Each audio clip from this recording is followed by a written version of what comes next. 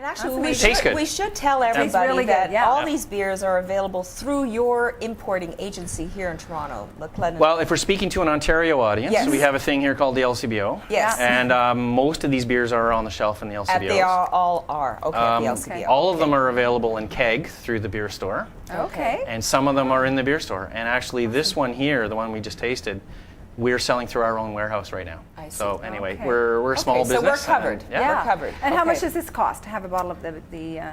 $2? Not bad. $2 wholesale, so it depends on the markup that is applied. Yeah. And what's the second beer here you've got? Second beer, I gave another pour to something. We're just going to do a quick stop on that. Okay. This is a 2.5% Radler. So Stiegl Radler is a 50-50% mix of Bavarian Purity Law lager, so bottom fermented lager, right? You guys know that. We know that. And your favorite fruit juice or soda.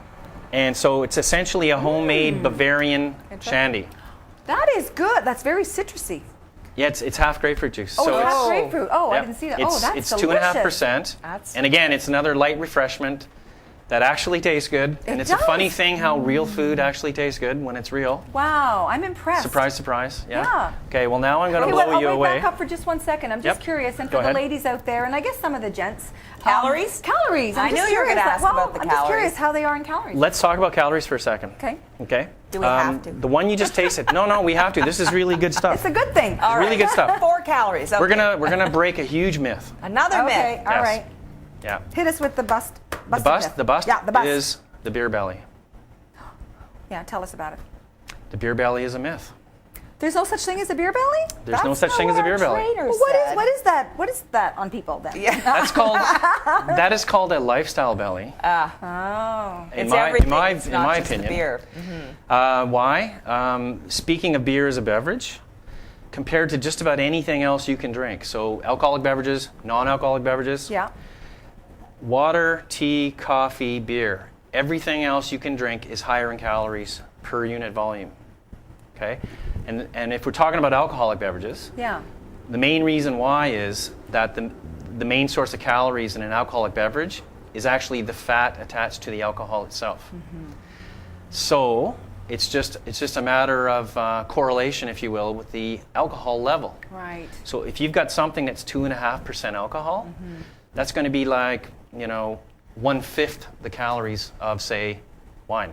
If I could say that. So this could be like 35 calories, maybe 40 calories. It's 25 per 100 ml, so that would be 75 calories to fill this glass. Awesome. That's fantastic. It's probably less than orange juice. It is. Well, it's way less than orange juice. Orange juice has a lot of sugar in it. That's true, eh? That's amazing. So, when I'm talking about beverages, I'm talking about all beverages, but if you do things like add sugar, you're jacking it up, or if you add mix or cocktails or whatever the case may be, you're starting what the alcohol level was and adding to it, actually. Okay. And one of my favorite comparisons is this next beer, what I'm going to pour for you guys. Okay.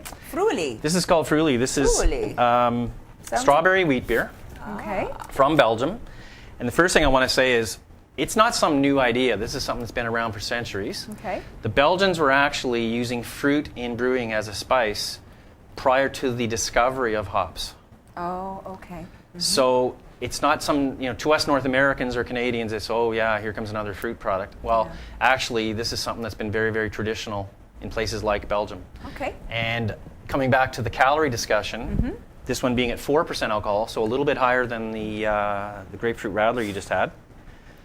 This one, wow. This looks like a rosé, perfect for the summer.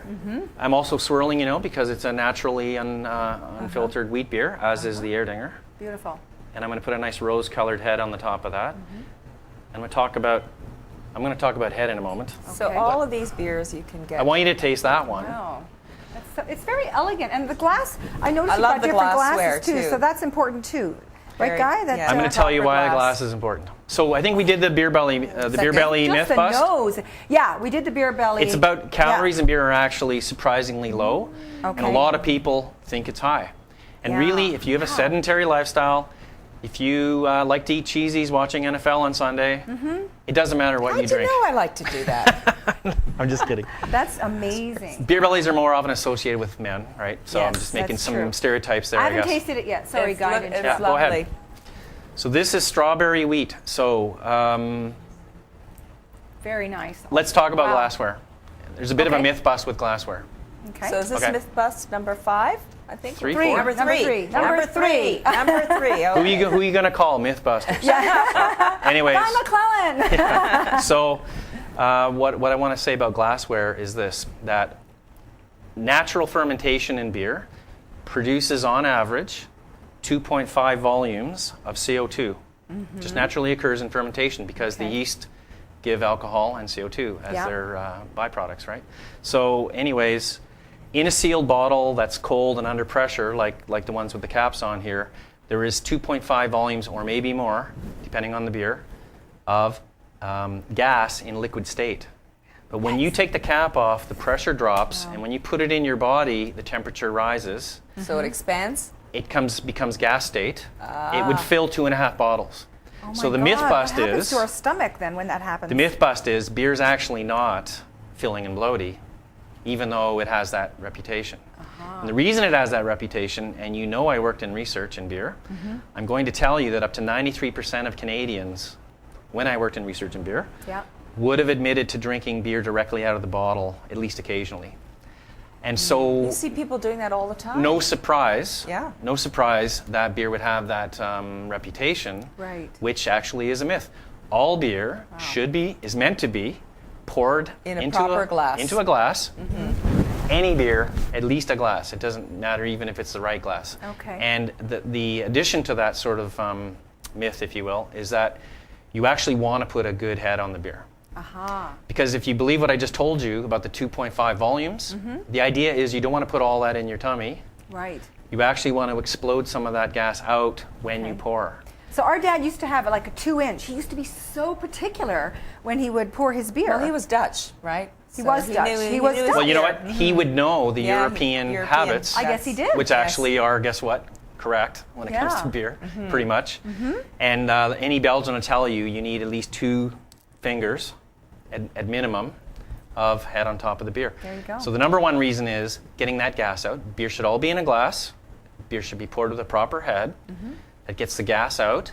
It makes the mouth feel correct, and it makes the bloatiness thing go away. And you know, for women, that's really applicable because on average, women tend to be a little bit smaller than your average man. Yeah. A little bit smaller tummy, and you would even notice it more. Yes, true. There's a lot of good reasons for using the glass and the right glass, but I'll tell you one of my other favorite reasons for using the glass. Okay. And it's particularly relevant, let's say, tasting a beer like the Fruity Strawberry Wheat. And that is that our tongues only have, I think it's about 6 different taste receptors, right? That's the sweet, sour, salty, umami, that kind of stuff. Bitter. Bitter and right? umami, Yeah. So guess what? Our noses can actually distinguish up to 10,000 aromas. And the greatest example to give almost anyone that they can understand this would be, hey, have you ever ate chocolate when your nose is totally blocked? Why bother? You can't taste it. Exactly. You can't taste it. And I would say to you, for instance, with good food, good beer, good wine, you actually do want to smell as you taste. Absolutely. It greatly enriches the experience of what that beverage is giving you. And So we should move on. We should move on. Yeah, because we have a lot to go so through. We're going to here, bust the color of beer thing. I know we Okay. touched on it briefly earlier, but pure food, which is pure beer, which is pure food, which is 4 ingredients. There's only so many variables to play with. The color. This is Erdinger Dunkel that I'm holding. Okay. Dunkel. And color doesn't come from the hops, which give bitterness. Doesn't come from the water. Okay. They added Right? a 5th It ingredient. doesn't come from the yeast. Okay. It comes from the malt. Okay. And there's a very, again, simple historical reason why. Okay. And why do they call it malt instead of barley or wheat? Yeah. Is another It's little been question. treated, hasn't it? Right? It's Because it's been malted, as they would Malted. say. And what that is this, that the grains in a barley or wheat grass plant are actually seeds, and they are, jam-packed with food energy in the form of complex carbohydrates, sometimes called starches. yeah. Well, actually, single-celled living organisms, which yeast cells are, can't consume complex carbohydrates because the chain is actually physically too large for them to consume. Okay. So the brewer, if he wants to make beer, he has to trick that seed into thinking it's going to germinate. And you simply do that, by wetting it. They would literally put all the grains across the floor and wet them. And in a very short time, a magic of nature happens, which is the seed thinks it's going to make a plant. It converts all its complex carbs through an enzymatic transformation into simple sugars that the plant can use. And one simple sugar is called maltose. You have malted the grain when you've put it through that process. But the last part of the process, which is what gives the beer its color, is beautiful. The brewer did not want a bunch of plants growing. He wanted to feed his yeast, right? He wanted to make beer. So what did he do then? He would. Got to give that one a try, George. He would heat and dry it. Heat and dry. I see. So not unlike a great analogy for this is when you make toast. If you were to put a white slice of bread in your toaster, it's got moisture and all that stuff. What you're actually doing in a toaster is heating and drying. Heating and drying, right. And what happens the more you heat and dry it? Well, it gets darker in color. Right, right. And there are That was a trick question. That was a trick question. But there are food cooking terms that we've heard before. When you make something golden, like frying onions, you're caramelizing. Right. So sometimes you'll hear the term caramelized malts. That will give you a nice amber-colored toast. If you burn the toast, you get chocolate nuances. When you burn toast. There's no chocolate added. Right. But the terminology in food and cooking is you've chocolate roasted the malts or the coffee beans or whatever the case may be. In this case, they chocolate roast the malts. Wow. Well, that's what gives the beer its color. But because that is a wheat beer, because it is low in bitterness, it is a very, very light beer. See, it doesn't look light at all. Can I bust one of your myths? Or I'm going to say something, and I bet you it's bust one of my myths. I bet you it's a myth. Okay. Because, I see this dark beer, and I go, oh, you know what? I don't think I'm going to like that. Yeah, totally. I guess that's my association. Like, no, I see these light ones. Oh, yeah, that looks like I might like that. Okay, so now you're tasting. What do we think about that? I haven't tasted it yet. Here, you go ahead. Let me try it. You got to have a taste of that. Yeah. So, because pure beer is pure food, is 4 ingredients, there are only so many variables to change what you're going to get in the experience. One of them is by how long the brewer chooses to toast his malts will determine the color of his beer. And beer as black as that can actually be one of the lightest beers on this table. Wow. That's very interesting. And so if you asked me for a light beer, I would probably give you that beer. And you go, wait a minute. Exactly. What are you doing? What are you doing? Well, the reality is that because the malt is wheat, and wheat is lighter than barley, it's light in that sense. And because the amount of hops put in is actually also light. Oh, I see. There's a thing in brewing called international bitterness units. And let's say a stout from Ireland, which is the same color as that, would have a lot more hops in it. So it's going to be much more bitter. And would that be made with barley or with wheat? Yes. Irish stout is barley and high hops. This is wheat and low hops. So hence lighter as opposed to but the malts are roasted the same, so the color is the same. Oh. So there's proof right there. Okay. And we'll get to it in a second, but the beer at the far end of the table, which as I said is the strongest beer on this table, the biggest beer on this table, is blonde. So let's get on to the champagne and beer here. Awesome. Let's grab Great that. stuff. I did like that, by the way, and it didn't taste heavy. a coupe glass for the champagne beer. We would call this, I would sort of call it a snifter style, or... Well, we're wine ladies. We'd call it a coupe. You call it a coupe? Okay, it's a coupe. So, mort subite is French, for everyone who knows, and it means sudden death. And mort subite. Yes. Has nothing to do with drinking the beer. Actually, it's named after... Thank God. There's a romantic story behind all these things. It's named after a dice game that workers in Belgium, Brussels, would play at lunch. Yeah. Remember the land of Lambic? Yes. This was a style of beer that was a favorite around then. Okay. And they would drink this beer and they would play a dice game called Sudden Death because at 1 o'clock they had to go back to work and whoever was holding the dice loses or something like that. Have to pay the round. But anyway, the beer just happens to have that name because it's named after a place where people drank it. Okay.